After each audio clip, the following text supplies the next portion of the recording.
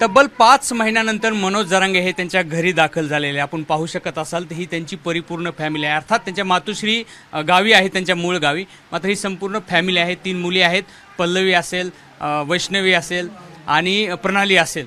याशिवाय त्यांच्या पत्नी आहे सौमित्रा जरांगे, याशिवाय शिवराज मुलगा आहे आणि वडील रावसाहेब जरांगे आहेत. ही परिपूर्ण फॅमिली आहे आणि आपण बघत असाल तर गेली 5 महिने ही फॅमिली कुटुंब प्रमुखाशिवाय राहत होती.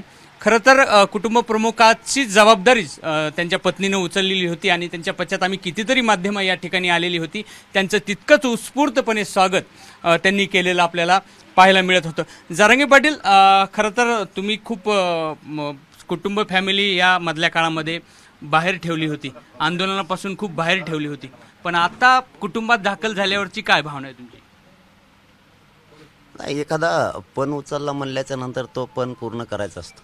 आणि माझ्या शक्यतो लोकांना माहिती आहे गोदापट्ट्यातले की मी जर एखादा विषय हातात घातला तो अर्धवट नाही सोडत, ते पूर्णच करतो. मग तो विषय कुठलाही असो. तसं पणच उचललं होतं की मराठा समाजाला आरक्षण मिळाल्याशिवाय आपण घराला नाही शिवायचं.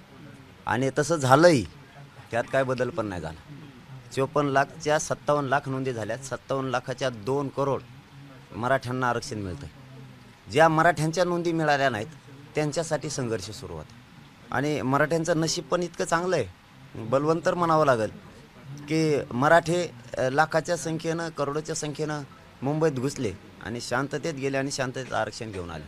म्हणजे कायदा घेऊन आले. जो सगळ्या सोयऱ्यांचा कायदा पारित करणं ही साधी सोपी गोष्ट नव्हती. मराठा समाजासाठी हा खूप मोठा विजय आहे. आणि 75 वर्षात आत्तापर्यंत असा कायदा झालाच नव्हता. तो कायदा बनला आणि मराठ्यांनी मुंबईत ठरवलं की तुम्ही आता समाजाचं ऐकता, समाज तुमचं ऐकतो, मग घरी का नाही जायचं. मला इतकं परेशान केलं यांनी की म्हणलं ठीक आहे चला 2 दिवस जाऊ. परंतु मी त्यांना सांगितलं होतं की आणखीन अंमलबजावणी राहिलेली, त्यासाठी मला संघर्ष करावाच लागणार आहे. कारण मी अर्धवट काम नाही सोडू शकत. कायदा पारित झाला हे खरं आहे, विजय मिळाला हे पण खरं आहे, मराठ्यांनी दिवाळी साजरी केली हे पण खरं आहे, आणि मराठ्यांनी कायदा खेचून आणला जो 75 वर्षात कोणी आणला नव्हता तोही खेचून आणला ते पण खरं आहे. आणि एक गोष्ट राहिली त्यातली की त्या कायद्याचं जे आद्यदेशाचं रूपांतर, राजपत्रित आद्यदेशाचं रूपांतर कायद्यात होणं आवश्यक आहे आणि त्याचं रूपांतर अंमलबजावणीत होणं गरजेचं आहे. मला काय नाही करायचं, हे जो सगळ्या सोयऱ्यांचा कायदा बनला याच्यातून फक्त एक प्रमाणपत्र बघायचं. मग त्या दिवशी मात्र मराठ्यांनी आत्ता दिवाळी केली, गुलाल उधळला. ज्या दिवशी त्या कायद्याअंतर्गत एक प्रमाणपत्र मिळेल, ज्या मराठ्यांच्या नोंदी सापडल्या नाहीत त्याला, त्या दिवशी महाराष्ट्र राज्यात तुम्ही दिवाळी बघा आणि तिला महादिवाळी म्हणतात. मग गुलाल पण बघा, विजय सभा पण बघा, काही देशात झाली नसणार तितकी. मी आता फक्त 2 दिवसासाठी समाजाकडे जसं जातोय तसा इकडे यांच्याकडं कुटुंब म्हणून नाही, परंतु समाजाचं म्हणून एक पाहुणा म्हणून आले 2 दिवसाचा. कारण समाजाचा हट्ट मला पूर्ण करणं होतं, कारण माझा पण थोडा कमी राहिला आहे. म्हणजे हत्ती गेला शेपूट राहिला असं नाही, शेपूटसुद्धा नाही राहिला. आता फक्त अंमलबजावणी त्याची करायची.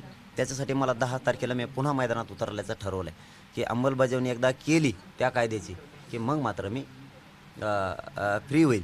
पण आज मी पाहुणा म्हणूनच 2 दिवस चालू आहे. मला पुन्हा त्या आंदोलनाच्या ठिकाणी जाऊन आंदोलन उभा करायचं आहे आणि ते आंदोलन यशस्वी करण्यासाठी मी समाजाला आधीच सांगितलं होतं, प्रत्येक मराठा समाजाला आरक्षण मिळाल्याशिवाय मी आंदोलन बंद नाही करणार. मी आजही आंदोलन बंद केलेलं नाही, फक्त आता गावावर सोपून आलो आहे. पाटील, महाराष्ट्रानं तुम्हाला आंदोलक म्हणून बघितलंय, पण एक पती, मुलगा आणि वडील ह्या तुमच्या बाबी बघितलेल्या नाहीत, ते कसे आहेत बरं?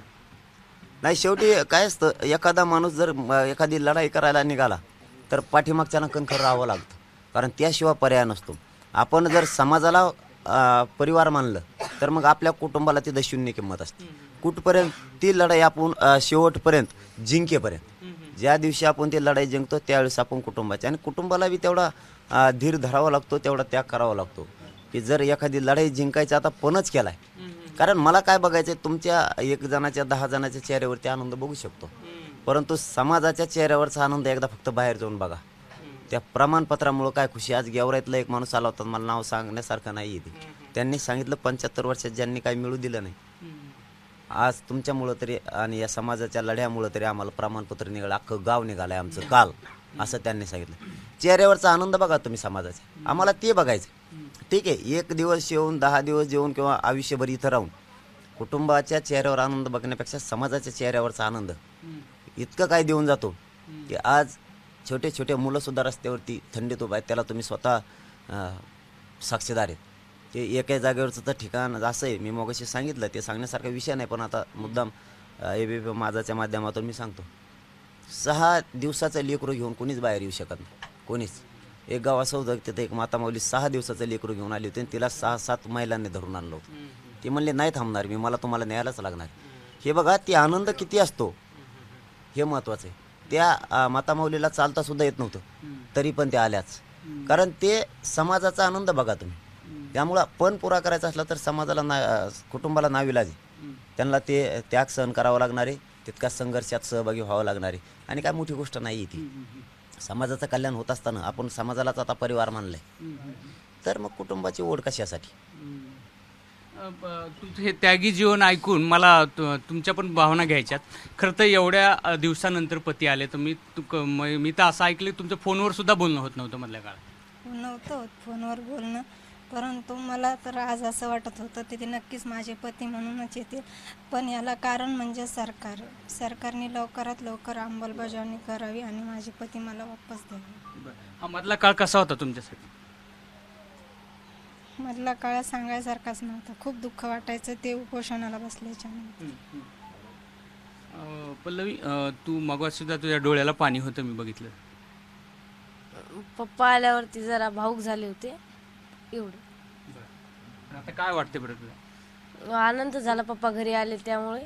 पण थोडं पप्पा असं म्हणताय की मी पाहुणे म्हणून आलोय, पण थोडीशी लढाई थोडीशी बाकी आहे, तर ती पूर्ण करूनच आम्हाला महादिवाळी साजरी करायची, तर त्यामुळे पप्पाला परत जाऊ. तू आता गावात मध्ये त्या रॅलीत देखील सहभागी झालेली मी बघितलं तुला. हो, तर पप्पा येत आहे, पप्पाला पाहण्याची उत्सुकता होती.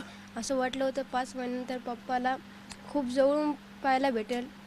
आज भेटलं ते. मग देखील तू खूप भावूक झालेली बघितली. हो, ते पप्पा म्हणले जसं की मी पाहुणा म्हणून आले म्हणून जरा जास्त झालं होतं. पण पाहुणा म्हणून आले ते ठीक आहे, पण वडील म्हणून कधी भेटणार? आम्हाला वडील पाहिजेत, पाहुणे नाही. आम्हाला आमचे वडील लवकरात लवकर सरकारने आरक्षण देऊन कायद्याची अंमलबजावणी करून आमचे वडील आमच्या पाशी सुखरूप पोहोचून द्यावे. तुमची कुटुंबाची ओढताण रोखण्याचं आता सरकारच्याच हातात आहे. नक्कीच पप्पाच घरी नसल्यावर मग ओढताण होणारच ना. पण समाजाला न्याय मिळणार आहे पप्पाच्या त्यागाने, त्यासाठी आम्ही पप्पाच्या पाठीशी खंबीरपणे उभे राहणार. आधी होतो आणि यापुढे पण राहणार.